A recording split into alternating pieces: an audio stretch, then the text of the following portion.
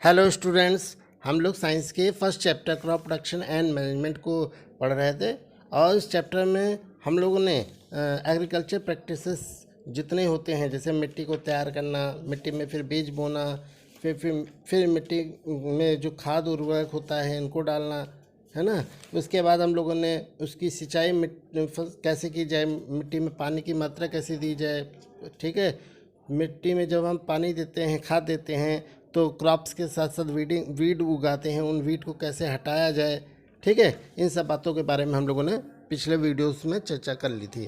प्यारे बच्चों, जब हमारे सारा काम हो जाता है तो अब मतलब आपने सारा काम कर लिया, खेत में बीज भी बो दिया, बीज जब उगने लगा, पानी भी दे दिया, सिंचाई भी कर दिया, जो अननेसेसरी प्लांट थे उनको भी हटा दिया, ठीक है। तब अब हमारी क्रॉप क्या होगी, ग्रोथ करने लगेगी और पकना शुरू हो जाएगी, ठीक है। समय के साथ साथ जब पकना शुरू हो जाएगी तब उसे क्या करना पड़ेगा, काटना भी तो पड़ेगा। तो वो जो काटने की प्रक्रिया होती है उसी को क्या कहा जाता है, हार्वेस्टिंग कहा जाता है। तो यही हमारा आज का टॉपिक है, हार्वेस्टिंग। क्या होता है harvesting? The process of cutting and gathering the ripen crop is called harvesting. यानी जब आपकी फसल पक के तैयार हो जाती है तो उस फसल को काटना और काट करके इकट्ठा करना, पकी हुई फसल को, क्या कहलाता है, हार्वेस्टिंग कहलाता है। जब ये हार्वेस्टिंग होता है तो during harvesting the crops are pulled out और cut close to the ground. जब हार्वेस्टिंग की प्रक्रिया आप करते हैं, फसल को काटने की प्रक्रिया करते हैं, तो इसमें फसल को या तो आप उखाड़ते हैं, पुल्ड आउट करते हैं, या फिर cut close to the ground, बिल्कुल ज़मीन से लगे हुए काटते हैं। इन इंडिया, भारत में most of harvesting is done manually. Bharat में जो हार्वेस्टिंग की प्रक्रिया है वो ज़्यादातर हाथ से की जाती है, ठीक है। अब हाथ से की जाती है तो इसके लिए भी एक यंत्र इस्तेमाल किया जाता है जिसे आप सिकल कहते हो, सिकल में हंसिया। A sickle is the only tool that is used for this purpose. और इस काम के लिए केवल एक ही यंत्र इस्तेमाल किया जाता है हाथों से, जो उसे कहते हैं सिकल, हंसिया। अब इस सिकल्स भी दो टाइप का होता है, एक होता है प्लेन और एक होता है सॉ शेप्ड, ठीक है। एक बिल्कुल समान होता है, उसका जो आप देखोगे साइड जो है बहुत प्लेन होता है, साइड से बहुत धारदार और प्लेन होता है। जबकि जो दूसरा आपका सिकल होता है वो दांतेदार होता है। उसमें जैसे आप आरी देखे हो ना, ऊपर नीचे दांत जैसा बना रहता है, वैसा टाइप का इसमें रहता है, ठीक है। अब ये जो सरेटेड यानी दांत सॉ शेप्ड जो सिकल होता है are use for cutting paddy and wheat crop. ये ज़्यादातर गेहूं या फिर धान की फसल को काटने के लिए ये सरेटेड सिकल इस्तेमाल किया जाता है, ठीक है। तो अब हम लोगों ने हार्वेस्टिंग क्या होता है और हार्वेस्टिंग कैसे की जाती है, ज़मीन से लगे हुए या उखाड़ के की जाती है, और इसके लिए जो ये टूल इस्तेमाल किया जाता है उसे सिकल कहते हैं। सिकल भी दो टाइप का होता है, इन सब के बारे में हमने जाना, ठीक है।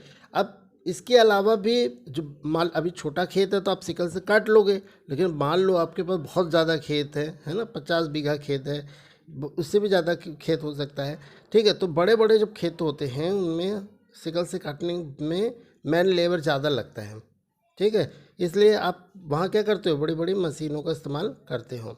जैसे फसल काटने के लिए रीपर का इस्तेमाल करते हैं, फिर फसल कट जाने के बाद दानों को उसकी बाली से अलग करने के लिए थ्रेशर इस्तेमाल करते हैं, या फिर इन दोनों का कंबाइंड हार्वेस्टर, यानी आप फसल भी कट जाए और वो दाने भी अलग कर दे बाली से, वो आप इस्तेमाल करते हो। तो in big field some machines such as thresher, reapers और even combined harvester are more in use for harvesting. फसल की हार्वेस्टिंग की प्रोसेस को करने के लिए इस्तेमाल किए जाते हैं। However, harvesting with machine also has certain disadvantages as given below।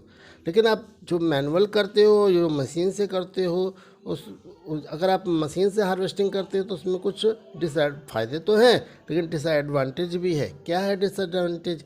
Harvesting by machine, अगर आप मशीन से हार्वेस्टिंग करते हो, फसल काटते हो, इकट्ठा करते हो, तो result in scattering of the grain. इसमें आपके दाने खराब हो सकते हैं, दाने टूट सकते हैं, ठीक है।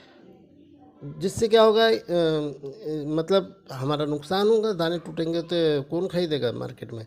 In case of harvesting with sickle, अगर आप सिकल से यही काम करते हो हार्वेस्टिंग का, तो सेटरिंग ऑफ गेन इज इनएलिजिबल, तो दानों के टूटने की संभावना खत्म हो जाती है, ठीक है प्यारे बच्चों। तो ये है मशीन का इस्तेमाल करने के फ़ायदे और नुकसान के बारे में। अब ये जो हार्वेस्टिंग होती है मशीन के द्वारा, सच एस कंबाइंड हार्वेस्टर, इसमें एक हार्वेस्टर होता है कंबाइंड हार्वेस्टर। इसमें क्या होता है, result in loss of hay and thus yield less fodder. ठीक है, इसमें क्या होता है, भूसा कम निकलता है एंड दस याइल्ड लेस फोडर, जिससे खेतों में क्या होता है, चारे के लिए चीज़ें बहुत कम हो जाती हैं। ठीक है, तो ये है हार्वेस्टिंग मशीन के द्वारा करने से नुकसान। ठीक है, after cutting the crop is gathered at once, जब आप फसल काट लेते हो तो उसको एक जगह पे इकट्ठा किया जाता है, गट्ठा बना के, देखा भी होगा आपने कट्टा, उसे फिर एक मतलब एक रस्सी टाइप की होती है, उसी मतलब बाली का बना कुछ होता है, उसे आप बांध देते हो। ठीक है, फसल को गड्ढे बना बना के खेत पे छोड़ देते हो वो एक पर्टिकुलर स्थान पे। तो at one place is allowed to dry under the sun. फिर वो क्या होता है, उसमें जो नमी होती है फसल में, वो धूप में आप छोड़ देते हो तो वो सूख जाता है कुछ दिनों में। तो इस तरह से प्यारे बच्चों, विनोइंग की प्रोसेस बन होने के बाद जो फसल पकती है उसको काटा जाता है, इकट्ठा किया जाता है। ठीक है, वो प्रक्रिया यहाँ पे ख़त्म होती है। अब नेक्स्ट वीडियो में हम जानेंगे कि फसल तो कट गई, अब उसकी थ्रेसिंग कैसे की जाए, उसकी विनोइंग कैसे की जाए, ये हम नेक्स्ट वीडियो में पढ़ेंगे। बहुत बहुत धन्यवाद, मिलते हैं नेक्स्ट वीडियो में।